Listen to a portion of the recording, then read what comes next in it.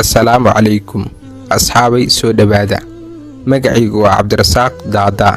Maanta waxaan ka hadlaynaa ninkii aasaasay application-ka TikTok iyo siduu ku aasaasay application-kan dunida caanka ka ah, sidoo kalena uu muddo yar gudahooda kaga mid noqday application-nada caalamka loogu isticmaalka badan yahay. Zhang Yiming wuxuu 1983 ku dhashay waddanka China. Waa injineer kulliyadda software engineering-ka ka soo bartay jaamacadda Nankai University ee dalka China. Xilliguu ardayga ahaa ayuu bilaabay inuu website-yada sameeyo. 2005 ayuu jaamacadda ka qalin jabiyay. Sanad kadib 2006 ayuu ka shaqo bilaabay shirkadda Hogson.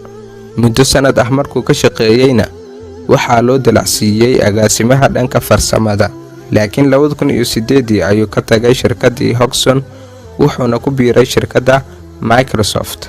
Ayadana in yar markuu ka shaqeeyay ayuu ka tagay maadaama uu dhibsaday shuruucda shirkaddaas. Wuxuuna 2009 mar kale ka shaqo bilaabay shirkadda Fanfu, taasoo markii dambe fashil ku yimid oo albaabada la isugu dhuftay.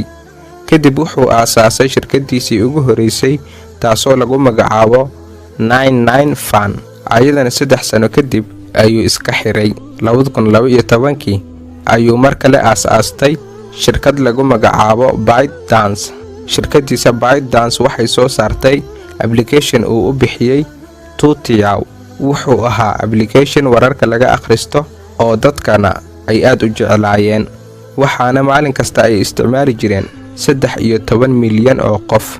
2016 waxay shirkaddiisa ByteDance ay aasaastay application-ka TikTok, kaasoo hadda noqday application dunida caan ka ah, dad fara badanna ay isticmaalaan.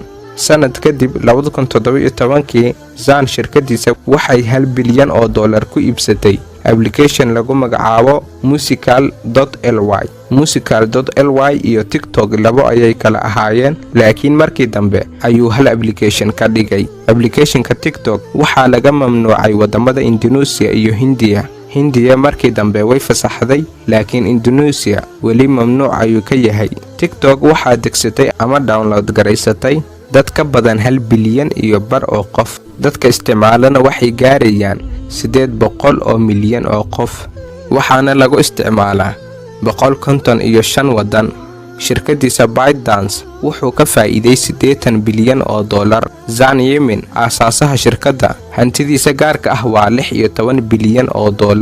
Wuxuuna ka mid yahay dhalinyarada bilyaneerada ah ee caalamka ugu taajirsan. Sidoo kale waa ninka 10aad ee ugu taajirsan waddanka China. Daawade, haddaad ka heshay muuqaalka like saar, subscribe-na ha ka ilaabin. Wassalaamu calaykum.